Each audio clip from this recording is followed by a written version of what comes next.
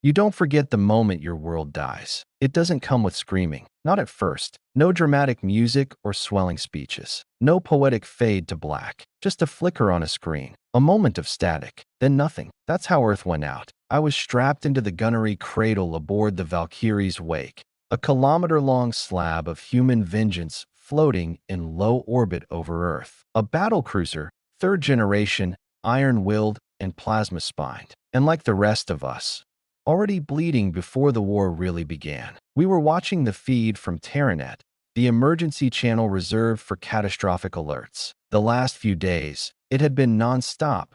Military updates, evacuation orders, desperation disguised as coordination. You'd think after 100 distress signals and 20 failed peace talks, we'd be numb. But nothing prepares you for the moment when the feed goes dark mid-sentence. 1 second, the president's emergency envoy is yelling about fallback positions in the Rockies. The next, the entire planet goes offline. No explosion, no shockwave, just silence. We felt it before we saw it. The quiet, heavy, suffocating, settled in like a fog over the bridge. All the lights were still green. Life support, engines, defense grid, green, green, green. Except for Earth. Earth was red. I stood up. Didn't even notice I had until my harness snapped tight, pulling me back like it knew better. I remember whispering, "No," like saying it softer would make it less real. Outside the viewport, Earth had changed. It was wrong. The color was wrong. The clouds were gone,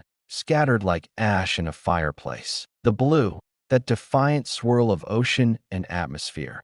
That was the part that cut deepest. It had always made me feel like we were part of something bigger. Now it looked bruised, bleeding. Then came the fire. Low orbit lit up like a goddamn funeral pyre. Flames licked across the upper atmosphere.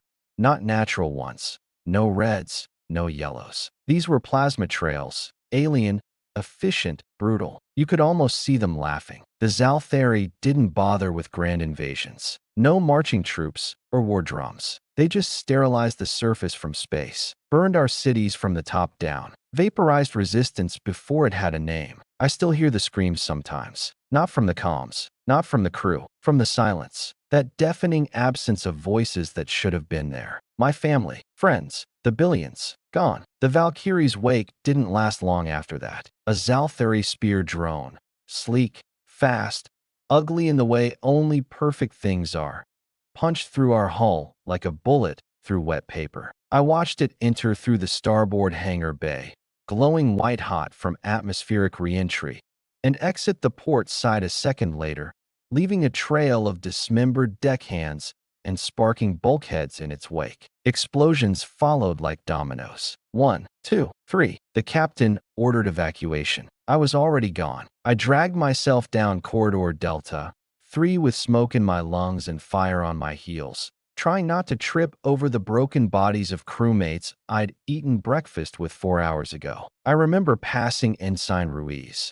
Her eyes open, staring, confused. Half of her face was gone, but she still looked like she was trying to understand what happened. I reached the drop bay and launched myself into the escape pod without looking back. We'd been trained for this, drilled 1,000 times. Eject, signal, wait for pickup. Standard protocol. But none of us had trained for watching the cradle of human civilization die in real time. The pod drifted. It wasn't supposed to. They're guided, those things. But everything went wrong that day. Thrusters shorted mid-burn. The NAV system kept trying to sync with the Valkyrie's wake, which no longer existed. Eventually, I gave up on steering and just stared. Earth was a ruin. Blackened scars where continents used to be. Molten rivers cutting across the crust. A slow, bitter storm of debris and shattered satellites forming a funeral ring around it. And through all that, I still didn't cry. Not because I was brave. Not because I didn't want to. Because there was nothing left to cry for. It took me 13 hours to get picked up by a scavenger vessel. An old mining barge converted into a makeshift lifeboat by a crew of deserters, smugglers, and broken things pretending to be people. They didn't ask questions, just handed me a water pouch and pointed to a dark corner. That's where I made my decision. We weren't going to win this war. Anyone sane knew that. The Zalthari weren't just stronger. They were older, colder, more advanced than anything we'd ever dreamed. Fighting them head-on was suicide. Running was a delay. But there was one thing left they hadn't accounted for. The human need to scream back into the void. I rummaged through the ship's busted comms array, pulling wires like a madman, fingers trembling, heart thudding like a war drum in my chest. I found an old broadcast terminal, short range, low frequency, barely functional. Good enough. I sat down, cracked my knuckles, and pressed record. The red light blinked, and I began. This is Sergeant Riker Kane, 7th Orbital Infantry, Earth Defense Legion. If you're hearing this, congratulations, you're not dead. That makes two of us. I don't know who you are. I don't know where you are. But if you've got ears and a soul, then listen closely. Earth is gone, burned, wiped out. The Zalthari did what they came to do. They think that's the end. They're wrong. My voice cracked, but I kept going. Not for me, for the people listening, if there were any. They thought we'd roll over. They thought killing the body would kill the spirit. But humans aren't made like that. We come from ice ages and war zones, from starvation and fire. We crawled out of mud and built machines that reached the stars. And now that they've taken everything from us, they've made one critical mistake. They gave us nothing left to lose. I paused, breathing hard. The words had taken something out of me, or maybe put something in. Then I leaned in, close to the mic, voice like gravel and fury. If you're out there, if you're a soldier, a civilian, a rogue AI with a grudge, I don't care. If you want to fight, then fight. If you want to make them pay, then pick up a rifle, a rock, a datapad, anything. This is not the end. This is the beginning of the reckoning. And we are the goddamn spark. I stopped recording, saved the file, rerouted it through every channel I could find. Military, civilian, pirate, doesn't matter. Let the galaxy hear us scream. Let them know we're still out here. That was 5 days ago. Since then, I've met others. Survivors, fighters, people who heard my broadcast and came looking for the man who declared war with a broken radio and a half-dead voice. They expected a legend. They got me. But legends are just stories that refuse to die. And this one, it's just getting started. Some places aren't meant to be remembered, but we go anyway, because forgetting would mean they won. The first time I set foot on Epsilon Core again, it didn't feel like a world anymore. It felt like a scar. Once, it was the pride of the mid-rim colonies. Lush valleys, warm sun, orchards the size of cities. A terraforming marvel wrapped in blues and greens. A place you'd take your kids to show them what humanity could build when it wasn't busy tearing itself apart. Now it was ash and ruin. The air still carrying the copper stink of burnt ozone and something else, something fouler. Something that clung to your skin and wouldn't wash off, no matter how many showers you took after. That was the smell of after, of what came when the Zalthari were done with a planet. We landed just after dusk. Not that it mattered. Epsilon's atmosphere was choked with particulate haze. The sky looked bruised. The ground looked broken. Everything in between was either abandoned or waiting to die. The dropship wheezed as it set down, hull still showing blast marks from our last skirmish. The pilot, some ex-smuggler named Juno, nodded at me as I grabbed my gear. Back in 30, she muttered. Unless something eats me. Stay low, stay hot, stay alive, I said, then stepped into hell. The ground was soft, not like soil, not like dirt, spongy, dead plant matter, crushed under boots and baked under ultraviolet for too long. Every step sounded like it was apologizing. My breath fogged the visor as I moved. Slow, quiet, rifle tied against my chest. This wasn't a battlefield anymore. It was a graveyard, but not all the graves were empty. We were here because of a signal. 3 days ago, we caught a faint emergency ping buried beneath the usual radio static that floats between dead systems. It was old, looping, fragmented like a scream torn apart mid-sentence. But it was human, and that meant one thing. Someone had survived. I made my way through what was left of Core's main colony. Broken spires jutted out of the earth like shattered bones. The buildings had been scorched down to the skeletons.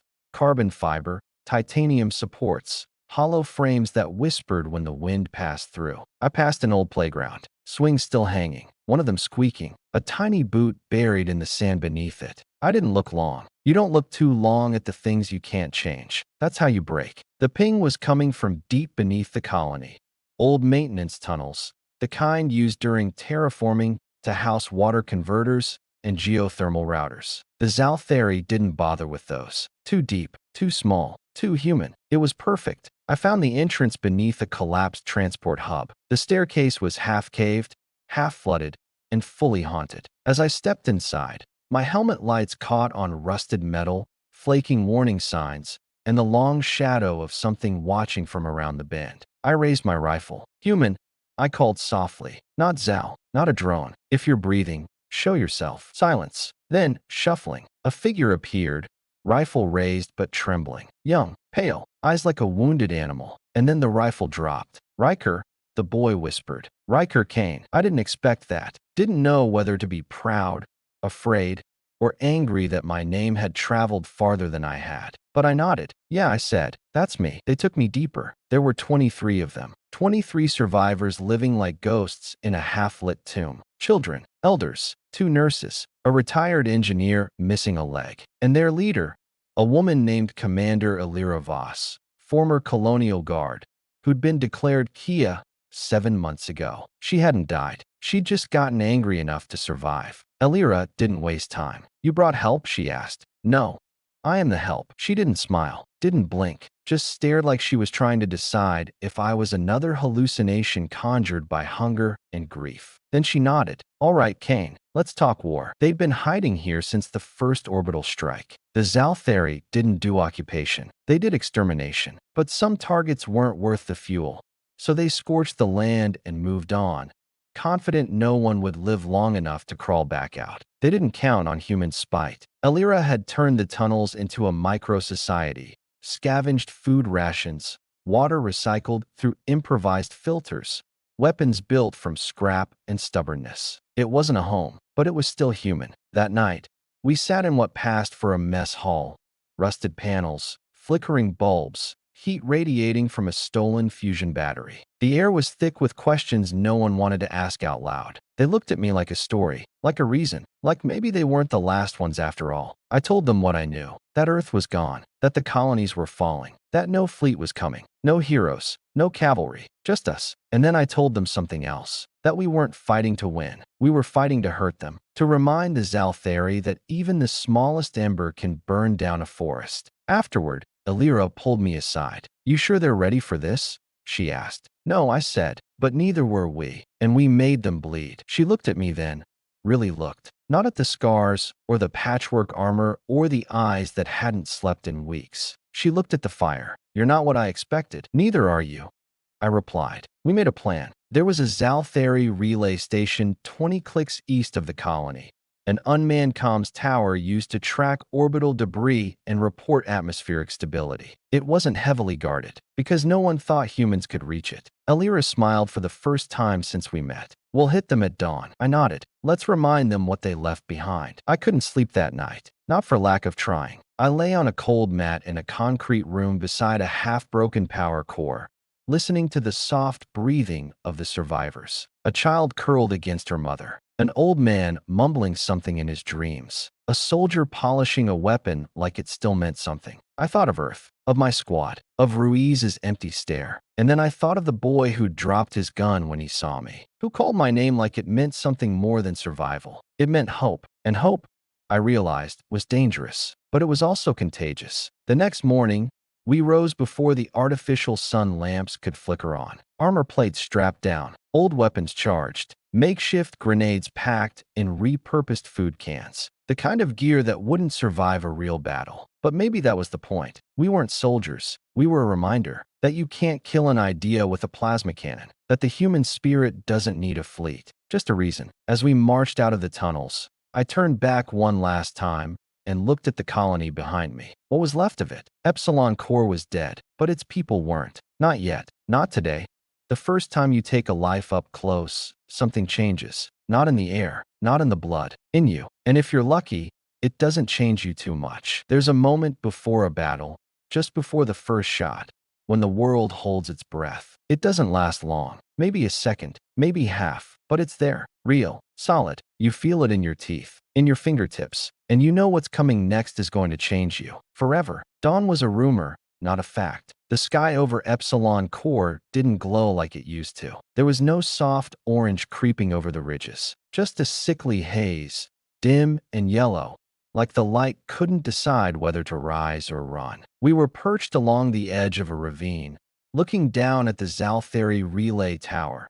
20 meters of cold, alien geometry spiking up from the ground like it didn't belong. Like it knew it didn't belong and didn't care. Elira was on my right, tense, quiet, every muscle in her jaw locked up like stone. Her people flanked us in a ragged V formation, scavenged armor, modded hunting rifles, improvised explosives in old mining containers. They weren't soldiers, not really, but they were angry, and that would be enough. I scanned the tower through the scope. 2 Zalthari drones on patrol, 1 glider shriek posted near the data ports, 2 more biologicals inside.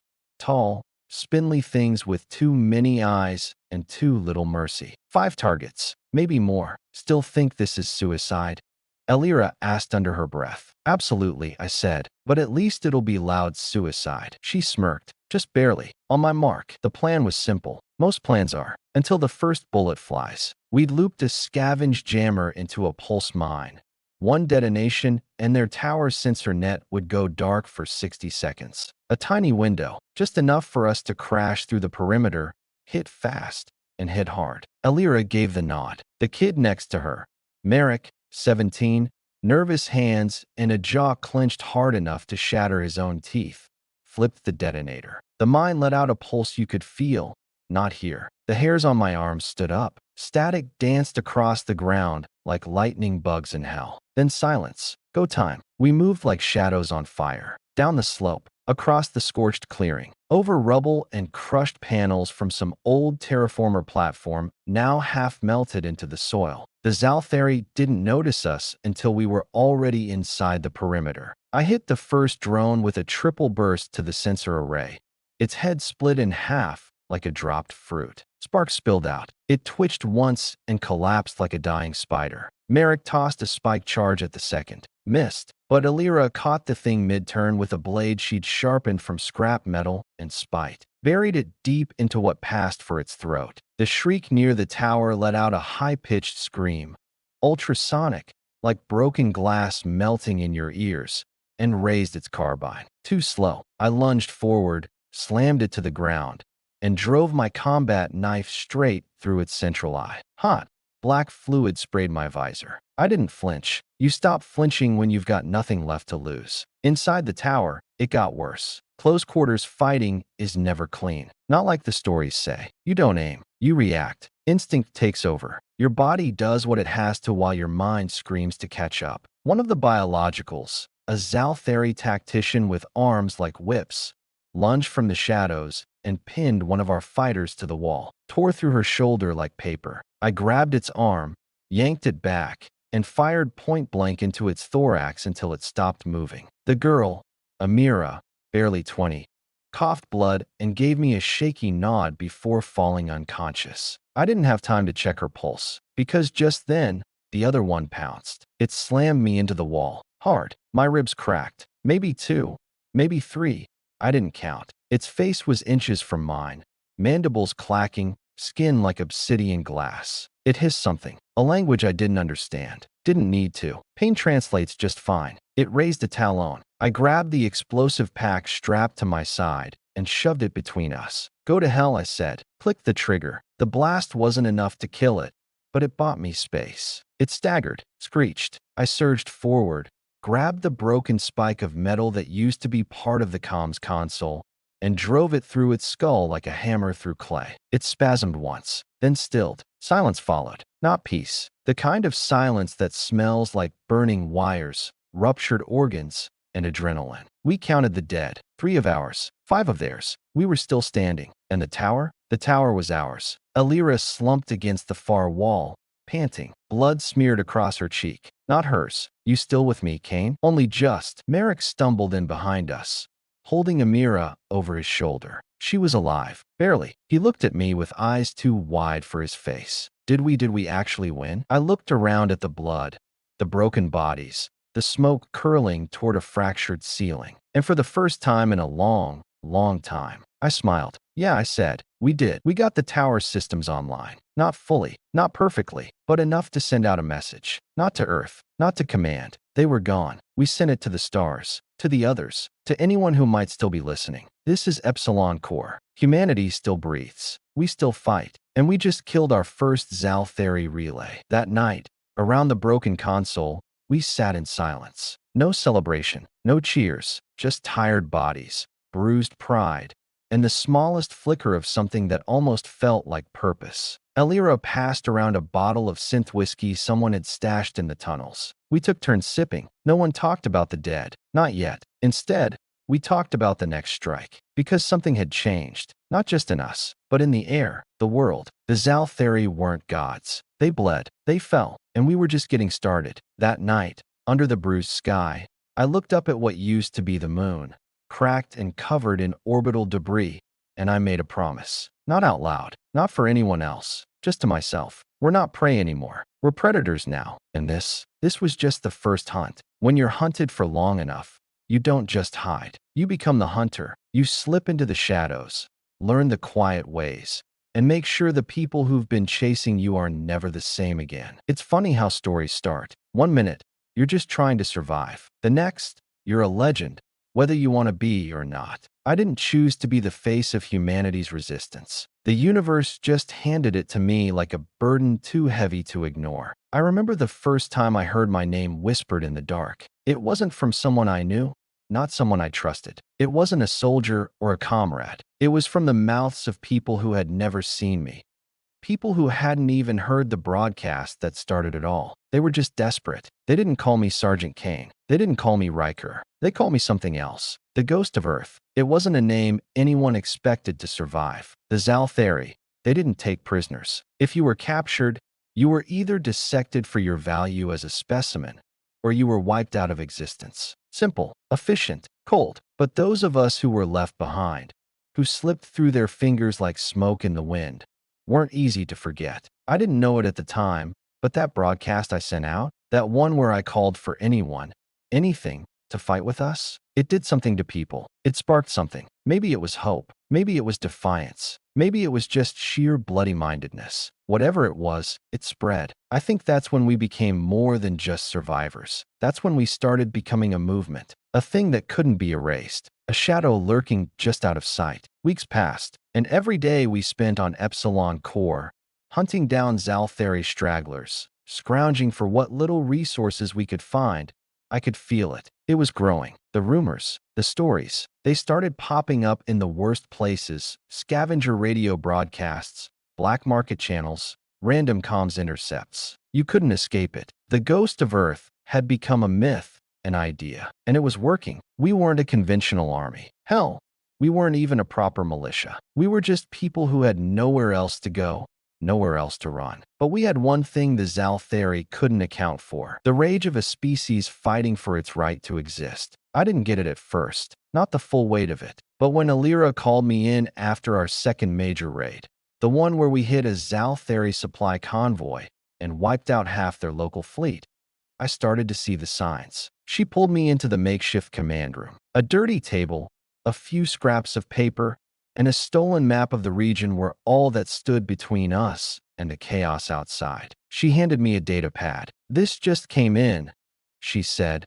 her voice like stone. "It's from a contact in the free systems." I read it. It was a message from a woman, an ex-pilot named Juno, who had crossed paths with us a few weeks before. She was operating on the edge of a pirate fleet. She'd heard our name. "You don't know me, but I heard your transmission. The one about fighting. About the spark. We're listening. My crew's ready to fight. We'll hit their ships. We'll be your ghosts. I can't speak for everyone, but I know this much. You gave us hope. We'll make them bleed. Riker, just say the word." I stared at the pad. It was funny. The hardest part of this whole mess wasn't the Zalthari. It was figuring out what to do with it. With people like Juno, people who had latched onto this idea of a fight they couldn't fully see, but felt. I wasn't a commander. I wasn't a leader. I wasn't even sure I wanted to be. But the truth is, sometimes the universe doesn't give you a choice. It just dumps the weight of everything onto your shoulders and says, do something with it. And so we did. We gathered forces from the shadows. Ex-soldiers, ex-pirates, desperate civilians, scattered resistance cells, all with one thing in common. They were tired of running, tired of being the prey. The first night we set up our new camp, we had 20 people. By the time we launched our third offensive against the Zalthari, we had 100. Not an army. Not yet. But it was a start. It wasn't glamorous. It wasn't some neat, coordinated strike like the movies. We didn't have the luxury of perfect planning. Everything we did came down to moments. Seconds where survival and vengeance met and exploded into something raw. I'll never forget our first operation as a real force. We were on the fringes of a shattered system, leftover ships from a failed human colony, some scrap and broken hulls. We used them to hit a supply depot that the Zalthari had turned into a fortress. They didn't expect us. We didn't give them a chance. Alira and I led the charge. She was the steel, the focus. She didn't care about the odds. Me? I was just the hammer, the one who hit first, hit hardest, and never stopped swinging. We hit their perimeter defenses like a storm, cutting through them faster than they could react. The Zalthari fought back like they always did, with precision, with violence, with that terrifying alien coldness. But we fought with everything. We fought like we had something to prove. It wasn't pretty. We tore through them like a wildfire, the sound of our guns merging with the screams of the dying, the crackle of explosions lighting up the ruined sky. When the dust settled, the depot was ours. The Zalthari, they didn't just retreat. They fled. They left everything behind.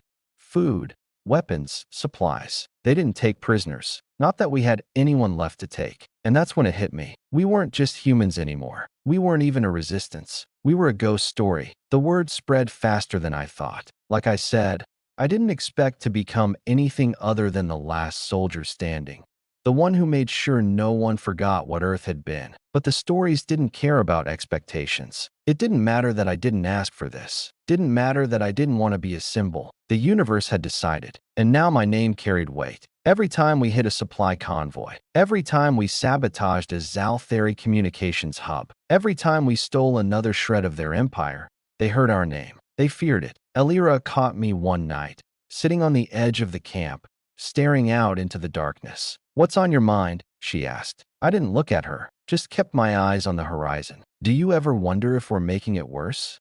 I asked. She didn't answer right away, just sat beside me, her rifle resting in her lap. "Making it worse? Or making them remember?" I nodded. "Yeah, maybe." Alira smiled, just the faintest curve of her lips. "Then don't stop." And I didn't. I couldn't. We weren't just surviving anymore. We were fighting. We were striking back. And we were becoming something even the Zalthari couldn't ignore. A ghost in the dark. A fire that burned with no fuel. Humanity wasn't just going to roll over. We were going to make them pay.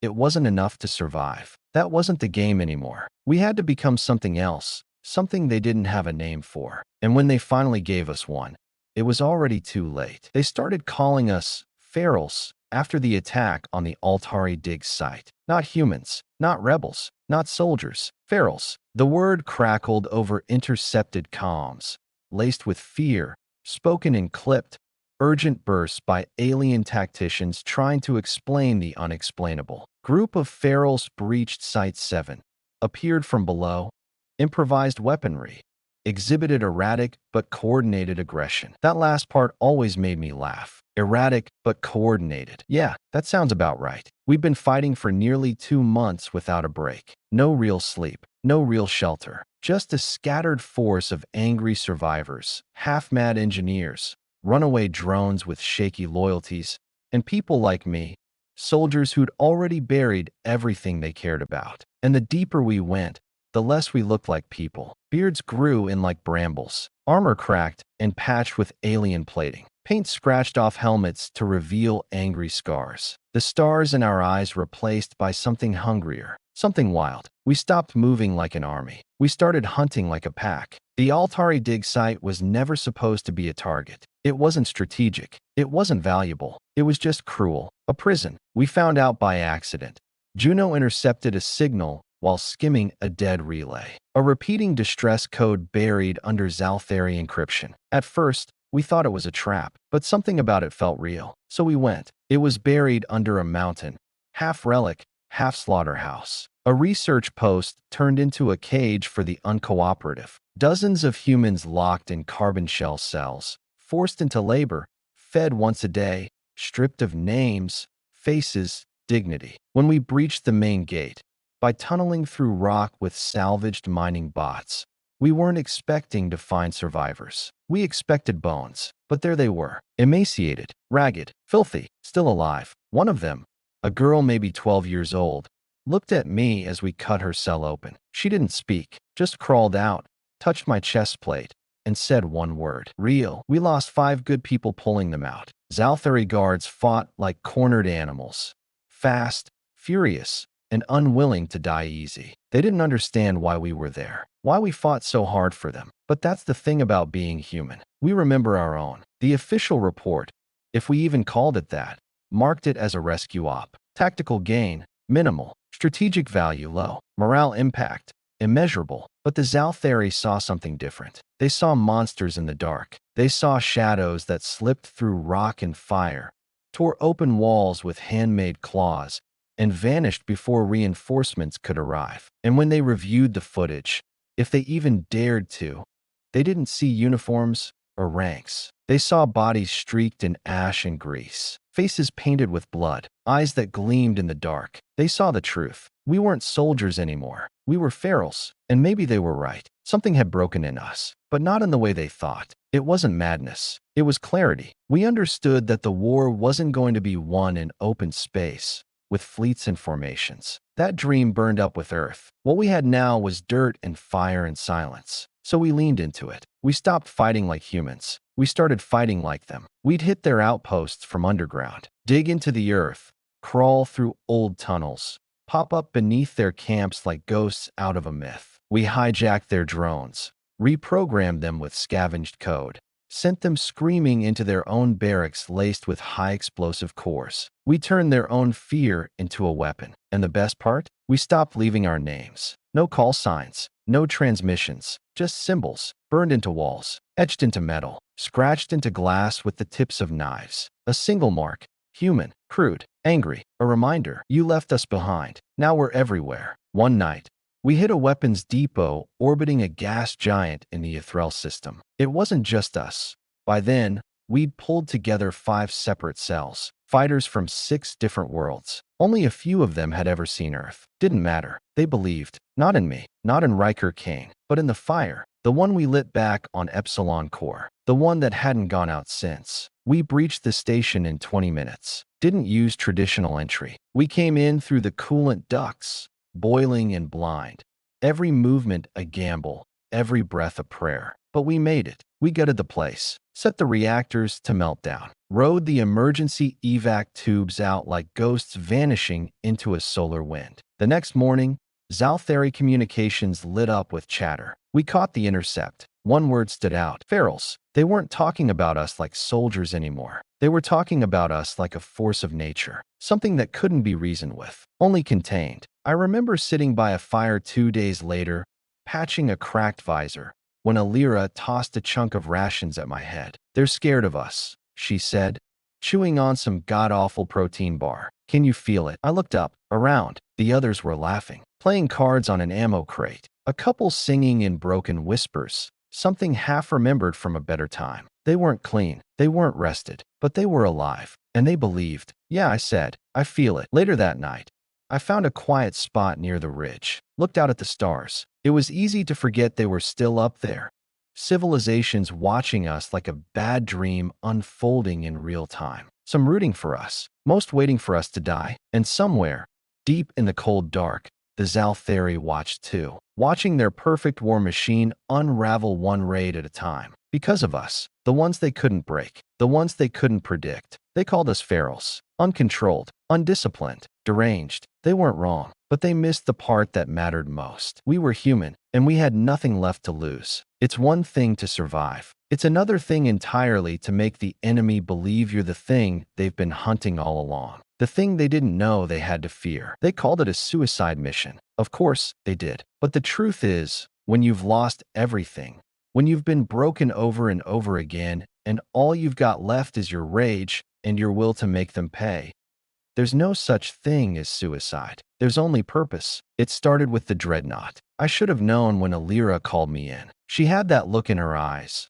the one that said she wasn't going to give me a choice. We found it, she said, dropping the tablet onto the table. A Zalthari dreadnought. The Fury. I stared at the schematic for a long minute, processing the numbers, the size, the firepower, the defenses, and somewhere, buried beneath it all, the word impossible whispered in my brain. That's a flagship, I said. You're telling me we're going to take down one of their flagship warships? Elira didn't flinch. She wasn't expecting me to say no. She knew better. This isn't about taking it down, she said, her voice lower now, almost deadly in its calm. This is about taking control. We didn't have a chance. Not really. I don't know who thought it up first. Maybe Juno. Maybe Merrick. Maybe one of the others who had enough of the slow grind. But we all agreed on one thing. If we didn't hit them where it would hurt, if we didn't make them bleed, then we were just going to keep running.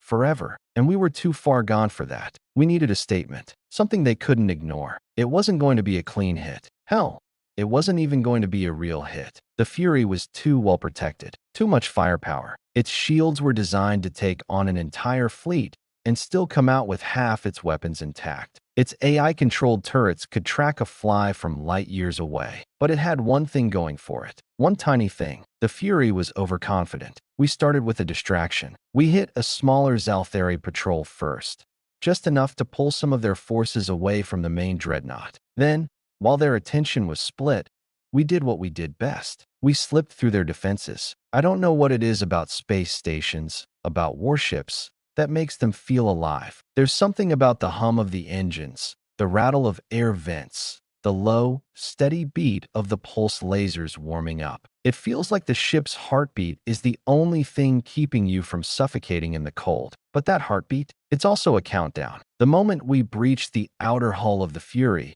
it was clear. There was no turning back. We made our way through the station, moving like ghosts in the shadows. I led the charge, Elira close behind me, silent as always, with that wild fire in her eyes. We had only one mission: to get to the central control core, take the ship's AI offline, and then, well, after that, we'd figure it out. The inside of the dreadnought was like nothing I'd ever seen before. Zalthari tech was sleek, alien, all sharp edges and smooth curves that seemed like they were designed to cut you without you ever realizing it. We passed down narrow corridors, dimly lit, surrounded by the distant hum of machinery. There were no guards, no Zalthari warriors, just empty space, just the feeling of eyes you couldn't see staring at your back. Then we hit the first obstacle, a locked door. Easy, I muttered. We didn't have time for this. I kicked it open, and what I saw on the other side made my blood freeze. A hallway lined with automated turrets, the kind that didn't miss.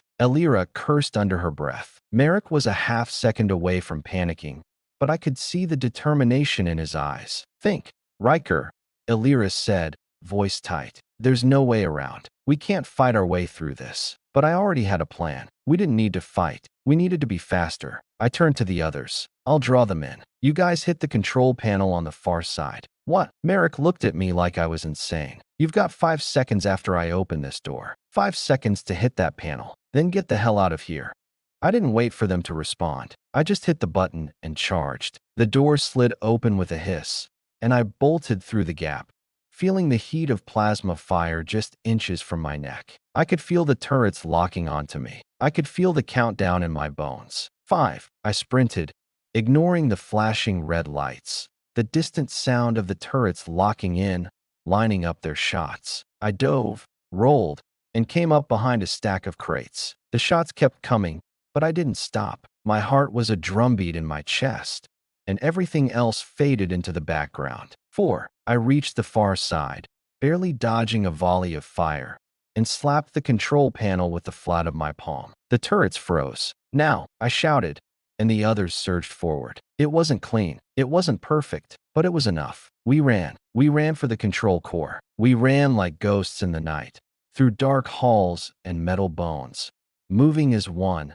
faster than they could track us. When we hit the control room, the place was empty. No guards, no drones, just the smooth, cold console humming like it was waiting for us. Elira was the first to reach it, her fingers flying over the keys. Got it, she said, voice tight. AI is offline. They're blind. For a second, everything felt like it stopped, like we were on the verge of something we'd only dreamed of. Then, The alarms hit. We didn't have time to think. No time to celebrate. The Fury had noticed. They were on us now, and it was a game of cat and mouse. The Zalthari forces were flooding the corridors, pouring into the room, their weapons up and ready. We didn't have enough ammo. We didn't have enough time. We didn't have a choice. I looked at the others. Merrick was shaking, but his eyes burned. Juno, ever the wild one, grinned and readied her weapon. Elira didn't flinch. She never did. I grabbed the detonator from my belt. Let's make this count, I said. We turned and ran. The explosion tore through the heart of the ship. The walls buckled. The floor shuddered beneath our feet. Lights flickered,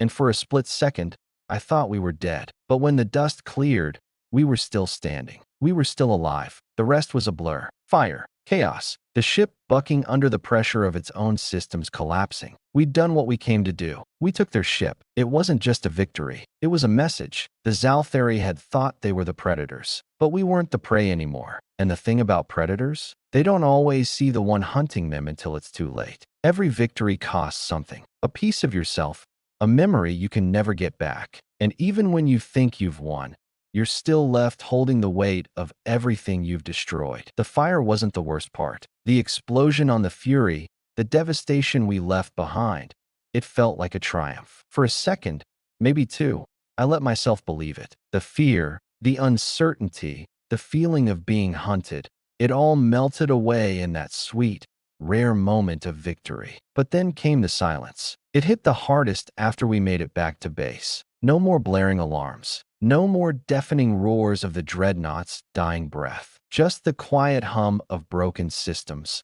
The distant wind rustling through the cracked windows of our hastily constructed shelters. For a while, I thought we'd finally earned some peace. I thought maybe, just maybe, we could breathe. But I should have known better. Peace doesn't come easy when you've torn the world apart. Elira was the first to feel it. Of course, she was. She was always the first to see things I missed, to understand what we were becoming even before I could. We're different now, she said, one night, as she sat across from me in the dim glow of our campfire. Her voice was low, distant, like she was saying it to herself more than to me. We crossed a line today, Riker. I didn't answer right away. I couldn't. The words were too heavy, too much. But she was right. When you fight like a cornered animal, like you have nothing left to lose, you can't help but become something else. Something darker, something less human. We'd done what we set out to do. We'd struck a blow at the heart of their empire. But it wasn't the victory I expected. It didn't feel like a triumph. It felt like a turning point,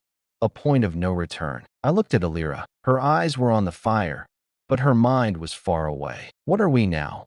I asked. She didn't look up. Ghosts, she whispered. The next few days were filled with the aftermath. Salvage, repairs, planning the next move.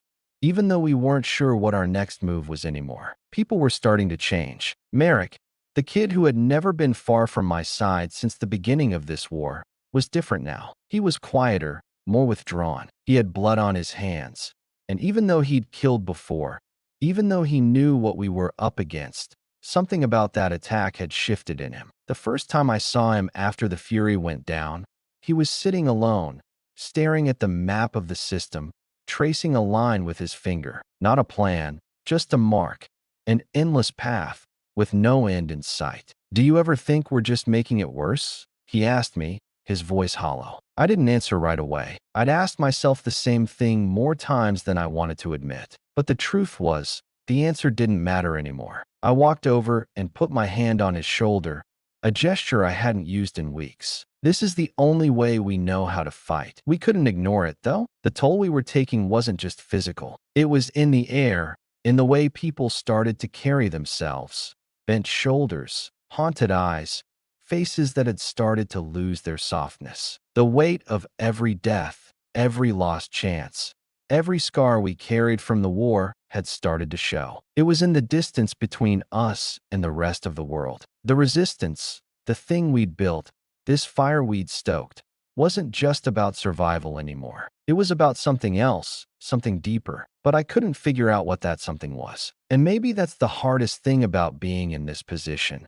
Knowing that you've crossed a line, but never really knowing where it was or what it meant. We had another raid planned, a simple one, Or at least that's what we told ourselves. A quick hit on a supply line, a few crates, some fuel, some spare parts, things we needed. But things had changed. I could feel it in my bones. The night before the mission, I couldn't sleep. The base was quiet, too quiet. I stood at the edge of our camp and looked out into the stars, my breath fogging in the cold night air. I thought about Earth, about the world we'd lost, the people who hadn't survived, the ones who never even got a chance to fight back. I remembered the broadcasts from the old days, when humanity still had a voice, when we still had the illusion of safety, when the stars felt far away. I wondered if they could still hear us, if anyone was listening out there, or if we'd become nothing more than echoes, fading away in the void. The raid was a disaster, not because the plan was wrong, not because we didn't hit hard enough. It was a disaster because it was the first time I saw it for myself. It was the first time I saw what we were really becoming. We hit a supply convoy in the Zalther system. It was supposed to be simple.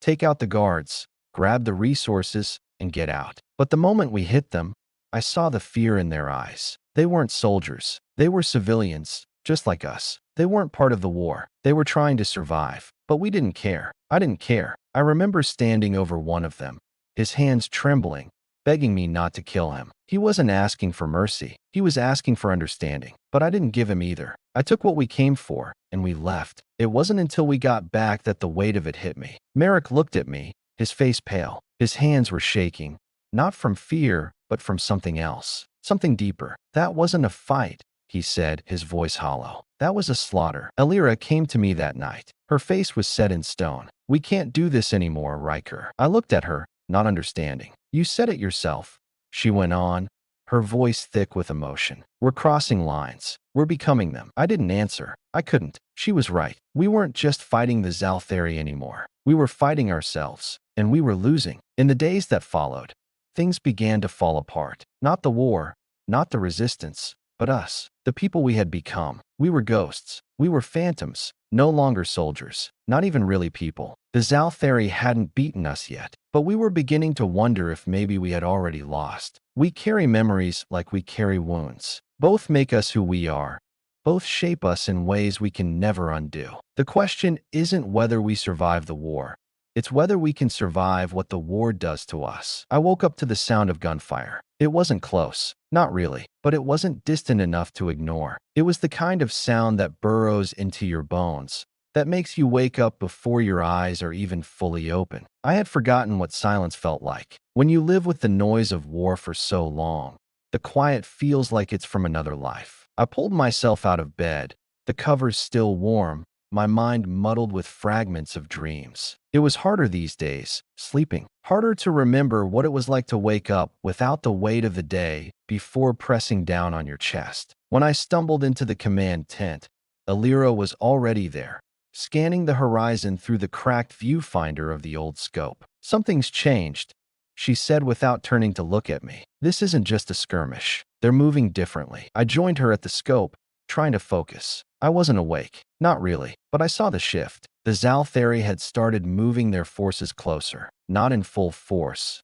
yet, but the signs were unmistakable. They were closing in. They know, I said, my voice raw. They know we're not just ghosts anymore. We're something real. Elira nodded, but didn't say anything. She didn't have to. We both knew the truth. It had been nearly 6 months since we made our first stand on Epsilon Core. 6 months since we sent our message to the stars, the one that had shaken the Zalthari to their core. We'd started something, built a name for ourselves, for humanity, a name that had spread like wildfire across the universe. But here we were, still running, still hiding, still fighting to keep that fire alive. And in the process, we'd lost so much, more than I ever thought possible. It started with the little things, the way people stopped talking, even when they had something to say, the way they looked at the stars sometimes, as though waiting for something or someone to come save them. But most of all, it was in the eyes. Eyes that no longer had the fire they once had. Eyes that had seen too much, done too much. I saw it in Merrick first. He'd been different since the Fury. Not in the way most people changed after their first real fight,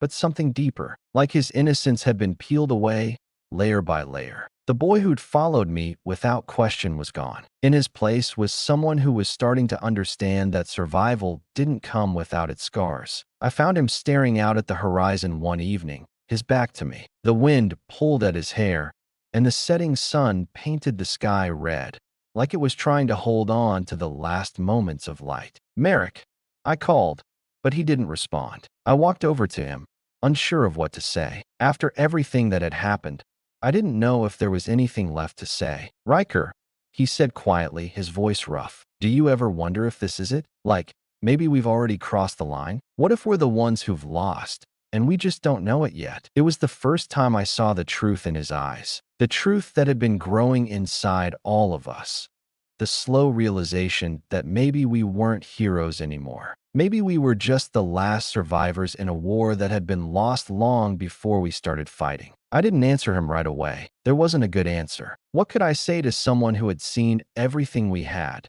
Someone who had started to lose the one thing we all had left? Hope? "I don't know, Merrick," I said, my voice catching. "I don't know, but we're still here. We're still alive." He didn't look at me. He didn't need to. The night was always harder. When the quiet settled in, and there was nothing but the crackle of the fire, the distant rumble of engines, the whispers of wind through the empty streets. I had a routine now. Check in on the others. Make sure the perimeter was secure. Look at the stars. Wonder if anyone still remembered Earth. But most of all, I thought about the ones we'd lost, the ones we couldn't save. I think that's the hardest part of survival. It's not the bullets. It's not the hunger or the fear. It's the ghosts, the ones who never come home, the ones who fade away in your memories until they're nothing but shadows. Alira was sitting at the edge of the fire that night. She was always the one who sat closest to the flames, like she was trying to hold on to something. Maybe her humanity, maybe her sanity, maybe just the warmth. "You know," she said softly, not looking up, "we're never going to be the same, Riker. No matter what happens next, even if we win, even if we drive them back, we've already lost who we were." I didn't answer. What could I say? The words echoed in my head, and it hurt. It hurt more than I wanted to admit, because she was right. There was no going back. We had another raid planned. It was the only thing we knew how to do anymore. Keep fighting, keep surviving. But even as we prepared for it, I knew the truth. There would never be an end to this. Even if we won, even if we drove the Zalthari back, it wouldn't matter. We had already crossed that line. We had already become the very thing we hated. The raid was swift, a hit and run on an outpost that had been holding back supplies. We didn't expect resistance, but when we hit the perimeter, we found ourselves facing a small platoon of Zalthari soldiers. We fought like we always fought. Fast, vicious, unrelenting. But something was different this time. Something was missing. Maybe it was the fire. Maybe it was the conviction. But we fought as if we were already broken. When the dust settled, the Zalthari were gone, but so were two of ours. It wasn't until the bodies were carried back to camp that the full weight of it hit me. I stood over their bodies, my hands covered in someone else's blood, and I couldn't remember who we were anymore. I couldn't remember what we were fighting for. That night, I couldn't sleep. I wandered outside, looking at the stars. For the first time in a long time, I didn't feel anything but empty. I thought about the old world, the world before this war, when we were just humans, living on a planet full of life, full of possibilities. Now it was just a name, just a memory. A hand on my shoulder pulled me from my thoughts. I didn't need to look to know it was Alira. "Sometimes," she said, her voice quiet but steady, "I wonder if we're all just echoes. Echoes of who we used to be." I didn't answer. I couldn't. We both stood there for a while,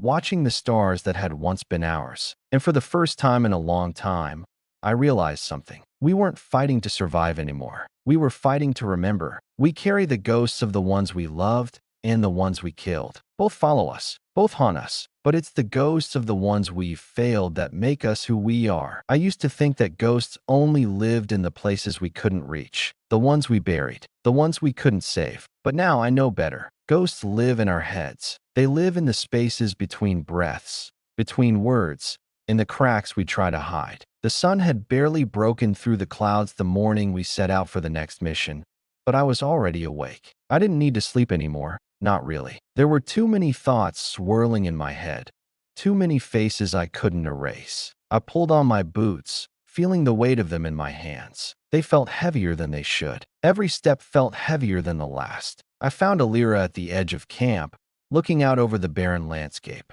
Her back was straight, her shoulders tense, but there was something else there too. a weariness in the way she held herself, a deepness in her eyes that hadn't been there before. "Another raid?"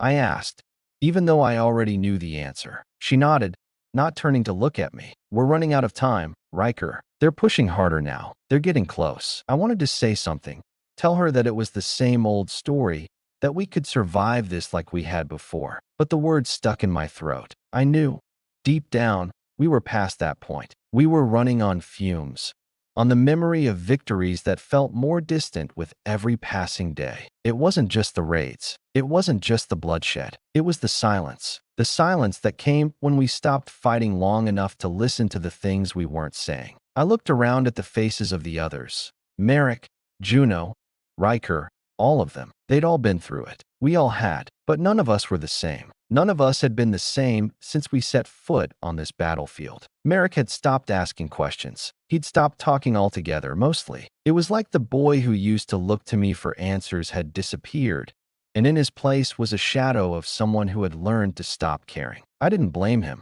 I was starting to wonder if I cared either. Juno, on the other hand, kept moving, kept laughing, even though it was the kind of laughter that was more bitter than anything else. The kind that couldn't hide the cracks beneath the surface. And then there was me. I had started to forget what it was like before the war, before the sound of gunfire and the cold weight of survival became the only things that mattered. I'd started to forget what it was like to want something, to believe in something. We were all just ghosts now. The mission that day was simple, or at least, that's what we told ourselves. Infiltrate a supply depot, take what we could, and get out before the Zalthari knew what hit them. It wasn't much, but it was something. We moved like we always moved, through the shadows, through the ruins. The broken buildings of the planet we'd once fought to protect were now just a backdrop. Everything felt hollow. As we approached the depot, I could feel the ghosts closing in on me. The faces of the dead, the ones we had failed, the ones we had killed, they were all there. They were all staring at me, waiting for me to make the wrong move. I looked at Alira, her eyes fixed ahead, and for a second, I saw something in her face that I hadn't seen in a long time. Doubt. The kind of doubt that makes you question everything you've done, everything you've fought for. She was carrying her own ghosts. I knew that much. She always had. When we breached the depot, it was quieter than I expected. No alarms, no resistance, just empty, abandoned rooms filled with crates and debris. At first, I thought maybe we'd gotten lucky. But then I heard it. A low sound, a soft cry, coming from the farthest corner of the building. I motioned for the others to stay back. Alira gave me a questioning look, but I didn't answer her. I was already moving, my feet moving before my mind could catch up. I rounded the corner to find a child, no more than 5 or 6 years old, huddled in the corner. Her clothes were torn, her face streaked with dirt and tears. She looked up at me with wide eyes, her hand clutching a small stuffed animal. For a moment, I froze. I didn't know what to do. I had been in the middle of war for so long that I'd forgotten what it was like to see innocence. I thought of Earth. I thought of my sister. I thought of the life I had before all of this. And I realized, for the first time in so long, I didn't know if I could be the man who walked away from this. I knelt down in front of her, trying to keep my voice steady. "Hey, it's okay. We're here to help." But she didn't respond. She didn't even blink. The others found me a few minutes later. I don't know what happened next. I remember trying to pick the child up, trying to get her out of there. But it wasn't until I heard Alira's voice that I understood what we'd been doing, what we had become. "Riker," she said, her voice tight. "We can't keep doing this. We can't keep saving the ones we can't protect." But I wasn't listening to her. I wasn't listening to anyone. I turned to face her, my heart pounding. "You want me to leave her here? You want me to just walk away?" She didn't answer. She didn't need to. When we left the depot, the child was still with us. But the weight of it all was heavier than I'd ever imagined. It wasn't just the war anymore. It wasn't just the Zalthari. It was us. It was the ghosts we carried, the ones we couldn't let go of. We were haunted, all of us. That night, as we huddled around the fire, the weight of the silence between us felt unbearable. Merrick was staring off into the distance again. Juno was sharpening her blade. Alira, as always, was lost in thought. But none of us said anything. None of us knew what to say. When I closed my eyes that night, I saw their faces. The ones we couldn't save. The ones we failed. They were always with me. Always waiting. And somewhere, deep inside, I realized the truth. There was no victory, no ending to this. We had already crossed the line. We had already become the ghosts we feared. We were the ones who would haunt the universe forever. Sometimes, the hardest part isn't fighting the battle. It's knowing that even if you win, you might not survive the war inside yourself. There's a certain kind of silence that settles when you've reached the end of the road. It's not the same as the quiet between gunfire or the silence before a storm. This one feels heavier, like the air itself is holding its breath, waiting for something to break. I've been living with that silence for days now, maybe longer. The stars overhead felt too far away, like they had turned their backs on us. I looked at them every night, and the only thing I could think about was how small we were, how insignificant we had become in the grand scheme of the universe. All the battles, the raids, the bloodshed, it felt like it had been for nothing, like we had been running from something bigger than any of us could ever face. I hadn't slept in days. None of us had. Not since the Fury had gone down. We had wiped out their fleet, sure. We had sent them scrambling, but it didn't matter. Not really. It had just been another distraction, another ripple in a war that would never end. Alira was the first to feel it too, I think. She always was. The quiet, the weight of it. But she never said anything. Not out loud. Not until it was too late. The plan was simple. Too simple. One last raid. One final hit on their command station, where their leadership was holed up. We knew where they were. We knew what it would take. But this time, the plan didn't feel like a mission. It felt like a funeral. I don't even know why I agreed to it. Maybe it was because I didn't have anything left. Maybe it was because I was tired of running. Or maybe it was because, deep down, I was hoping that this would finally make it all worth it. That we could end this once and for all. But as I stood there, looking out at the others, I realized something. We had already lost. We had already crossed that line, and there was no going back. I don't know when it started to go wrong. Maybe it was the first firefight. Maybe it was the second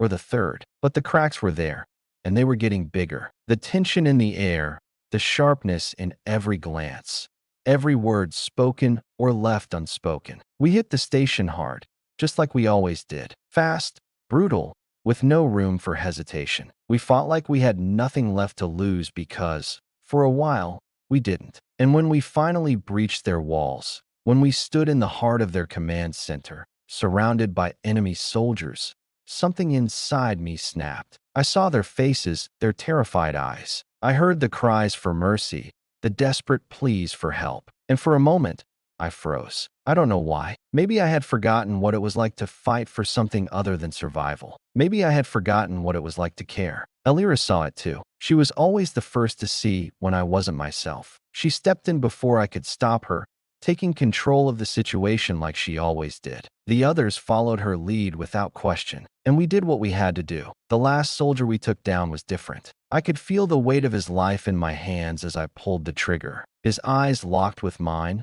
wide with fear, and in that moment, I didn't see an enemy. I saw a person, and I remembered the ghosts. The ones I'd failed, the ones I'd killed, the ones I'd left behind. We finished the raid in less than an hour, but it didn't feel like a victory. It didn't feel like anything. Just a hollow, empty sense of finality that hung over us, like a fog we couldn't escape. We were still alive, sure, but we were still haunted. We returned to camp, but there was no celebration, no high fives or cheers, just the sound of footsteps on dirt and the crackle of the fire. It was Riker who said it first, his voice barely a whisper. "What's the point, Riker?" I looked at him, not understanding at first. Then it hit me. He wasn't talking about the mission. He was talking about everything. "What's the point of all this?" he repeated, his voice raw with exhaustion. "We've been fighting for years, and all we've done is become what we hate. We're just ghosts." I didn't know how to answer him. I didn't know how to tell him that he was right, that we had crossed that line,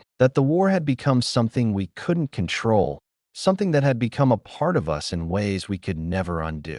I looked at the others. Juno was staring into the fire, her face a mask of indifference. Merrick was standing off to the side, his eyes empty. Alira, the one who had always been the strongest of us, looked like she was about to break. We didn't talk after that. Not really. There was nothing to say. We had reached the end of the road, and we all knew it. The war was never going to end. It was going to keep going, keep taking from us, until there was nothing left. It was that night, as I sat alone by the fire, that I understood. The war wasn't just outside us anymore. It was inside us. It was in every one of us. In every step we took, in every choice we made. We were fighting more than just an enemy. We were fighting ourselves. The stars overhead seemed further away than ever. I looked at them and thought about Earth, about the world we used to live in, the world we used to care about. But that was gone. It had been gone for a long time. I didn't sleep that night. I didn't think any of us did. The next morning,